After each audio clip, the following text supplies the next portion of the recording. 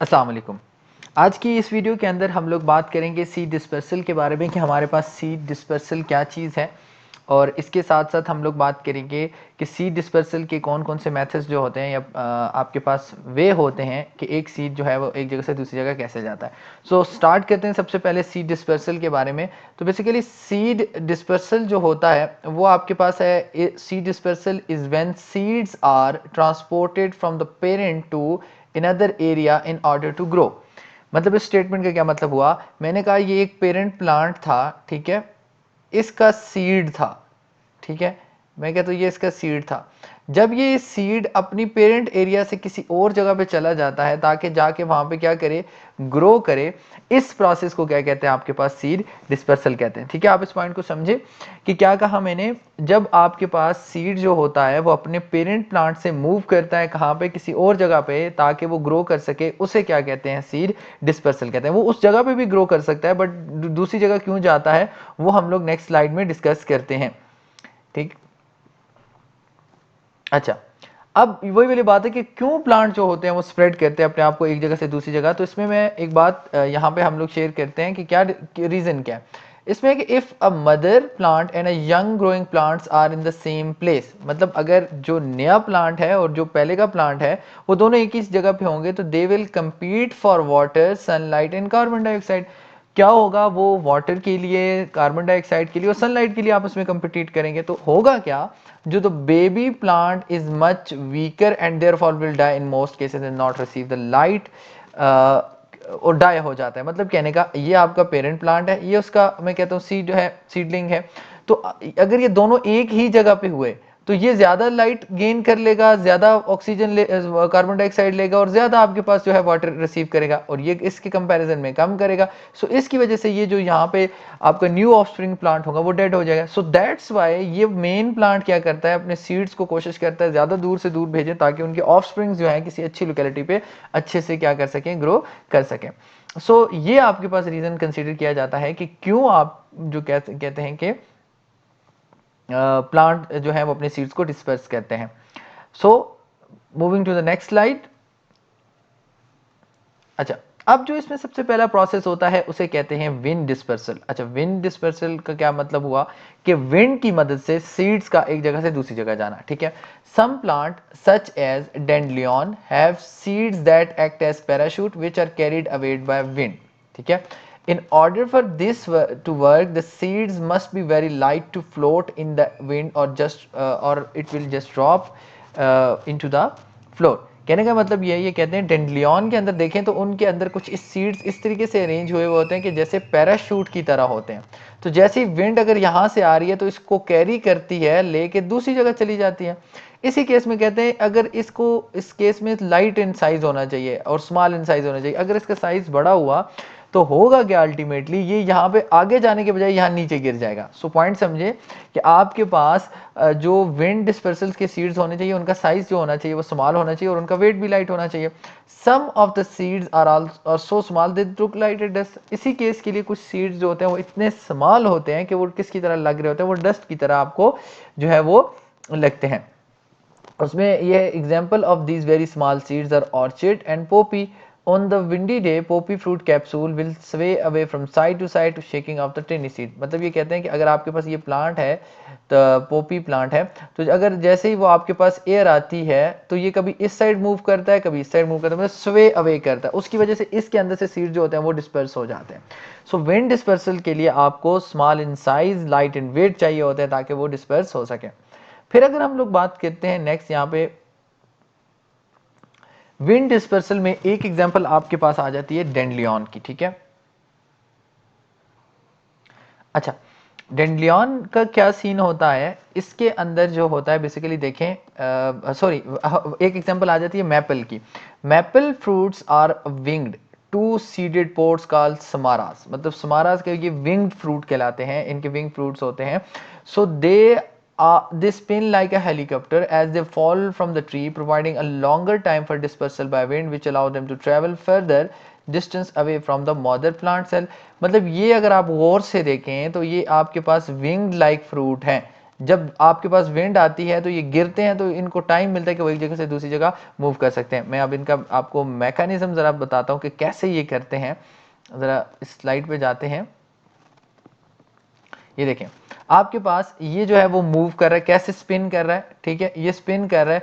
अब स्पिन की वजह से ये नीचे एकदम जाने के बजाय अगर विंड होगी तो ये थोड़ा इस तरीके से मूव करेगा, तो करते करते ये दूसरी लोकेशन तक चला जाता है। So this is the process by which the wind enable the plants to disperse their seed from its original locality to the another locality। so आप इस पॉइंट को समझ जाइएगा कि विंड की मदद से कैसे जो है वो आपके पास सीड्स जो होते हैं वो डिस्पर्स होते हैं।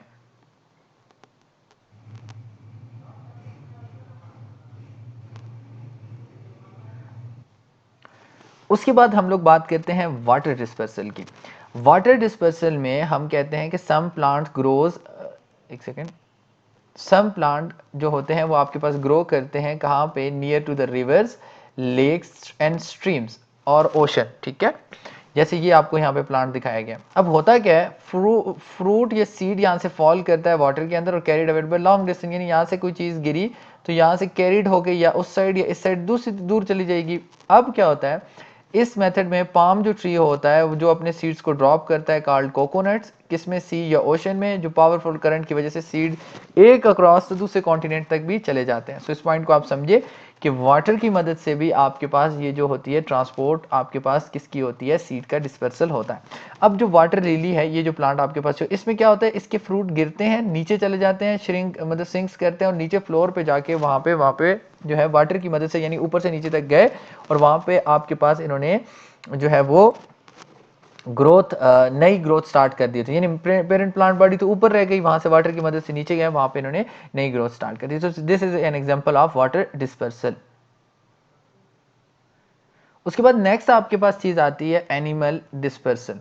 सम species of plant use hooks on their fruit, they attach themselves to the fur of the mammals or the feather of birds carried away from one place to another। ये आप देख सकते हैं, इसकी बॉडी के ऊपर कुछ जो हैं वो आपके पास ऐसे सीड्स हैं जिनके ऊपर जो है हुक्स हैं, वो हुक्स इसकी बॉडी के साथ जुड़ गई हैं। ये आप देख सकते हैं, ऐसी किस्म की हुक होती हैं। सो ये अब जहाँ पे जाएगा ये बेचारा जिसके साथ ये लगी हुई हैं, तो वो ये साथ लेके जाएगा और वहाँ तक कभी जहाँ पे ये उठेगा बैठेगा वहाँ पे वो सीड्स गिराता जाएगा। The parent plant makes the spiky little burrs from the flower. They are picked up by the fur of an animal from exactly the floor or the plant directly. When this animal अगर ये आपके पास move करते हुए दूसरी जगह जाता है तो आपके पास ये क्या होता है, वहाँ पे बैठेगा उठेगा तो इसकी बॉडी से वो रिलीज हो जाएंगे। So this is an example of क्या कह सकते हैं हम लोग, एनिमल डिस्पर्सल। कि आपके पास इनके ऊपर हुक्स होती हैं, वो हुक्स प्लांट बॉडी के साथ अटैच होती हैं और प्लांट बॉडी जो होती है उनको लेके एक जगह से दूसरी जगह ट्रांसफर करती हैं।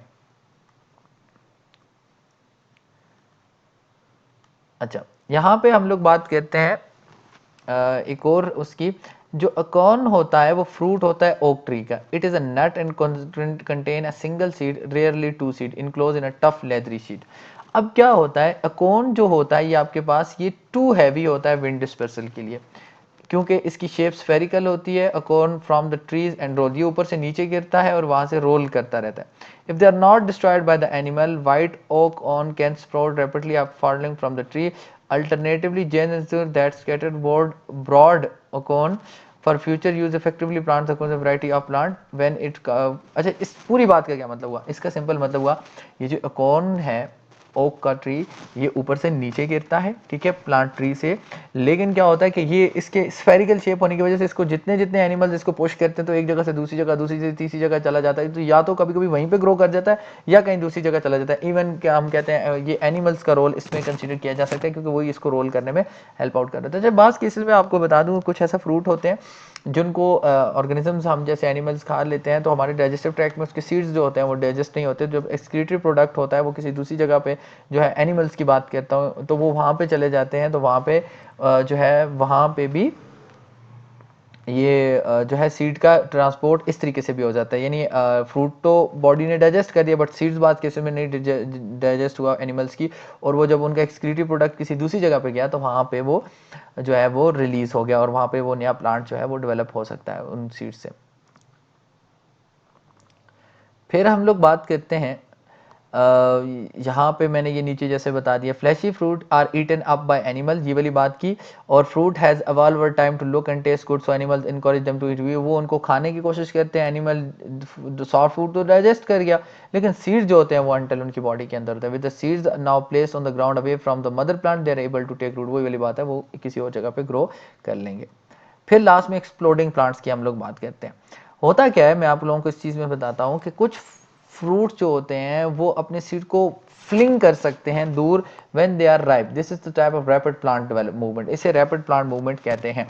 होता क्या है, पी का पॉड जैसे इस मैकेनिकल डिस्पर्सल को यूज करता है। When the pod dries up, the inside of the pod dries up faster than the outside, this make the pod twist to inside, suddenly splitting upon open violently as it rolls into the little spiral. When this rolls happen, it causes seed to fly out of in all direction. इसमें इन्होंने ये कहा, ये आपके पास इसकी shape है, ये अंदर से जल्दी ड्राई होता है, बाहर से लेट ड्राई होता है। इसकी वजह से क्या होता है, इनके अंदर प्रेशर जनरेट होता है और ये बर्स्ट अप करते हैं, जैसे ये बर्स्ट अप किया और अपने सीड्स को अपनी प्लांट की पेरेंट बॉडी से दूर भेज देते हैं। तो एक्सप्लोडिंग प्लांट का भी एक तरीका है, यानी this is a mechanism, this is known as rapid आपके पास मूवमेंट कहते हैं प्लांट की।